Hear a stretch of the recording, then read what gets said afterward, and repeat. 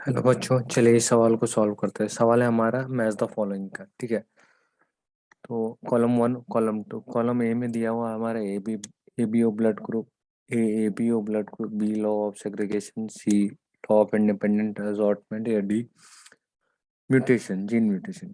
ठीक है, एक एक करके सभी को समझते हैं। तो आपका जो है सबसे पहला है आपका A B O blood group. ठीक है, A A B O blood group. तो एबीओ ब्लड ग्रुप में जनरली क्या होता है कि हमारा तीन तरीके के ब्लड ग्रुप्स होते हैं। ब्लड ग्रुप्स जो है इसमें होता है ए, बी और ओ। ठीक है ना। तो एबीओ ब्लड ग्रुप आता कैसे है?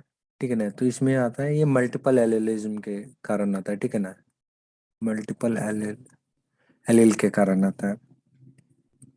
और इसमें क्या होता है कि इसे ये पता चलता है कि gene can have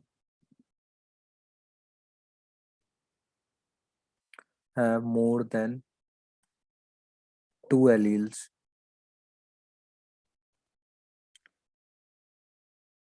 called allelomorph. ठीक है ना।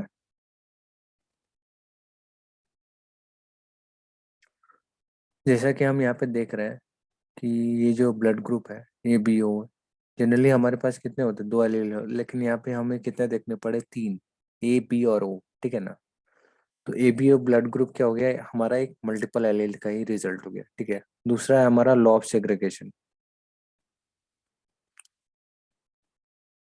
लॉ ऑफ सेग्रीगेशन, इसमें होता है क्या है आपका कि लॉ ऑफ सेग्रीगेशन जनरली होता है किसमें? होता है मोनोहाइब्रिड क्रॉस में होता है। ठीक है ना,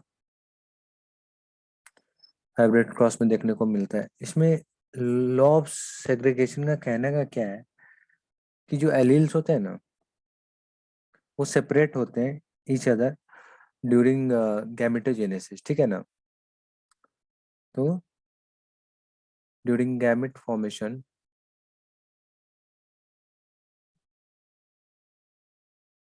during gamete formation alleles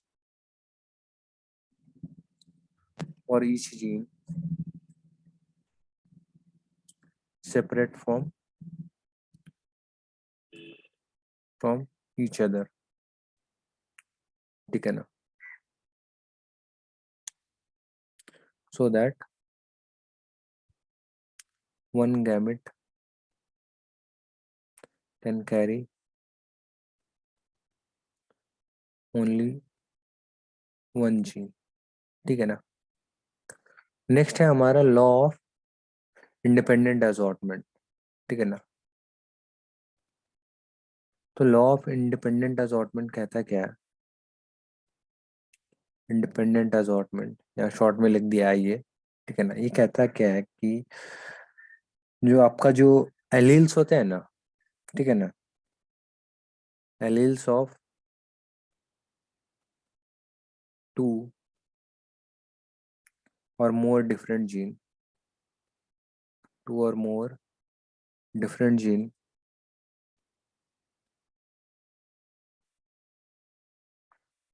sorted into gametes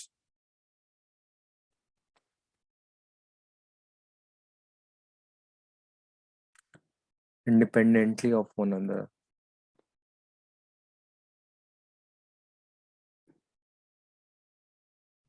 of one another। ठीक है। ये लॉ ऑफ इंडिपेंडेंट असॉर्टमेंट हमें देखा कैसे किसमें जाता है? तो डाइहाइब्रिड क्रॉस में देखा जाता है। ठीक है ना, डाइहाइब्रिड क्रॉस में देखा जाता है। ठीक है।